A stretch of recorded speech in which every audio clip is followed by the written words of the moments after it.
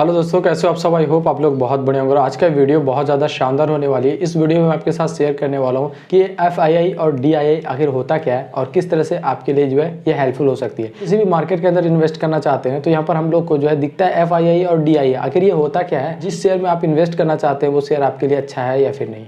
तो चलिए वीडियो को शुरू करते हैं। बट उससे पहले आपसे एक छोटी सी रिक्वेस्ट है, अगर आप हमारे इस चैनल पर नया है तो चैनल को सब्सक्राइब करके बगल में घंटी का आइकन उसको दबा दो, क्योंकि इसी तरह के इंटरेस्टिंग वीडियोस आपके लिए लेकर आते रहते हैं। तो चलिए आज की इस वीडियो को सबसे पहले FII और DII को समझने के लिए आपको सबसे पहले इन्वेस्टर को समझना पड़ेगा कि कितना प्रकार का इन्वेस्टर मार्केट के अंदर अवेलेबल है। तो दो प्रकार के इन्वेस्टर यहाँ पर अवेलेबल है। पहला होता है इंस्टीट्यूशन इन्वेस्टर और दूसरा होता है रिटेल इन्वेस्टर। अभी रिटेल इन्वेस्टर क्या होता है, सबसे पहले रिटेल इन्वेस्टर को समझते हैं। तो रिटेल इन्वेस्टर जैसे हम और आप जैसे लोग, वो होते हैं रिटेल इन्वेस्टर। जैसे कि कम अमाउंट के अंदर किसी भी मार्केट का जो है शेयर को खरीदते हैं, उसे हम लोग जो है रिटेल इन्वेस्टर के कैटेगरी में रखते हैं। हालांकि अगर एक बंदा मल्टीपल अकाउंट को हैंडल कर रहा है तो उसे भी हम लोग जो है रिटेल इन्वेस्टर की कैटेगरी में रखेंगे। उसी के साथ साथ हम लोग बात कर लेते हैं इंस्टीट्यूशन इन्वेस्टर की। तो यहाँ पर मेनली दो प्रकार के इंस्टीट्यूशन इन्वेस्टर कहलाता है। पहला है FII यानी कि फॉरेनर इंस्टीट्यूशन इन्वेस्टर और दूसरा है DII यानी कि डोमेस्टिक इंस्टीट्यूशन इन्वेस्टर।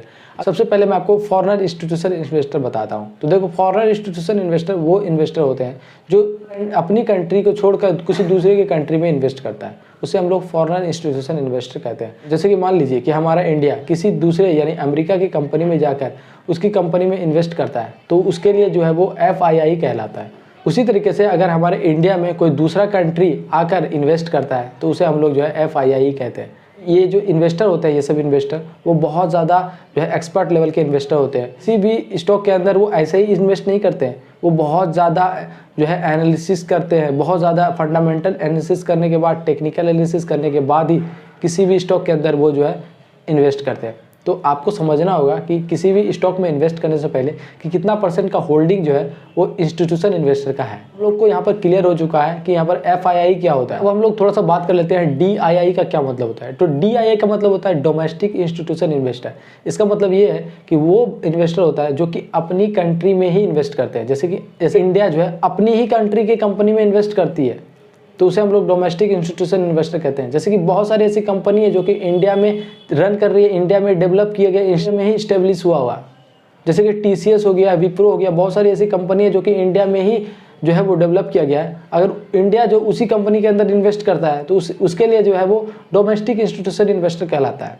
समझ में आ गया? अब आपको समझ में आ गया होगा कि डोमेस्टिक इंस्टीट्यूशन और FII यानी कि फॉरेन इंस्टीट्यूशन इन्वेस्टर क्या होता है। इसको थोड़ा सा और मैं आपको बताता हूँ। ये जो इंस्टीट्यूशन इन्वेस्टर होता है, किसी भी कंपनी के अंदर अगर शेयर खरीद लेता है, किसी भी कंपनी का शेयर खरीद लेता है तो उसमें ड्रास्टिक चेंजेस आ सकते हैं। उसके पास जो है बहुत ज़्यादा पैसा आता है जो है किसी भी कंपनी में इन्वेस्ट करने के लिए, ठीक है, क्योंकि इसके पास बहुत ज़्यादा जो है वो अलग अलग जगहों से जो है कलेक्ट किया गया पैसा रहता है इंस्टीट्यूशन इन्वेस्टर के पास, और वो जो है किसी कंपनी के अंदर इन्वेस्ट करते हैं। तो यहाँ पर अगर किसी कंपनी के अंदर इन्वेस्ट करता है तो ड्रास्टिक चेंज आएगा, शेयर प्राइस बढ़ जाएगा, ठीक है। इन्वेस्टर जो है वो निकाल लेता है पैसा, तो यहाँ पर जो है उसका जो शेयर प्राइस है वो घट जाता है। समझना होगा कि किसी भी स्टॉक के अंदर इन्वेस्ट करने से पहले कि आपके लिए जो है वो स्टॉक जो है कितना बेनिफिट्स हो सकता है, कितना % होल्डिंग जो है वो इंस्टीट्यूशन इन्वेस्टर का है, कितना % होल्डिंग जो है वो FII और DII जो किसी भी कंपनी के अंदर ले सकता है। तो देखो यहाँ पर जो है टर्म एंड कंडीशन है, जो कि सिक्योरिटी बोर्ड एक्सचेंज जो होता है वो यहाँ पर टर्म एंड कंडीशन लाया है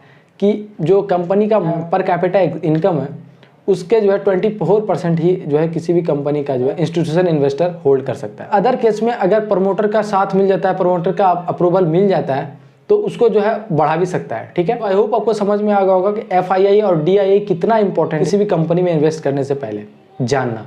तो आपको सबसे पहले जाने कि इंस्टीट्यूशन इन्वेस्टर कितना % जो है किसी भी कंपनी के अंदर इन्वेस्ट किया है, और इससे आपको पता चलेगा कि आपको जो है इस कंपनी में इन्वेस्ट करना है या फिर नहीं करना है। क्योंकि इंस्टीट्यूशन इन्वेस्टर जो होते हैं ना, वो बहुत ही एक्सपर्ट लेवल के इन्वेस्टर होते हैं। वो सब कुछ फंडामेंटल, टेक्निकल सब कुछ जो है एनालिसिस करने के बाद ही किसी भी कंपनी के अंदर इन्वेस्ट करते हैं। तो आपको ध्यान रखना है कि किसी भी कंपनी में इन्वेस्ट करने से पहले ये जान ले कि इंस्टीट्यूशन इन्वेस्टर और DII जो डोमेस्टिक इंस्टीट्यूशन इन्वेस्टर है वो कितना % जो है उस कंपनी के अंदर प्रमोटर होल्डिंग बना के रखे हुए हैं।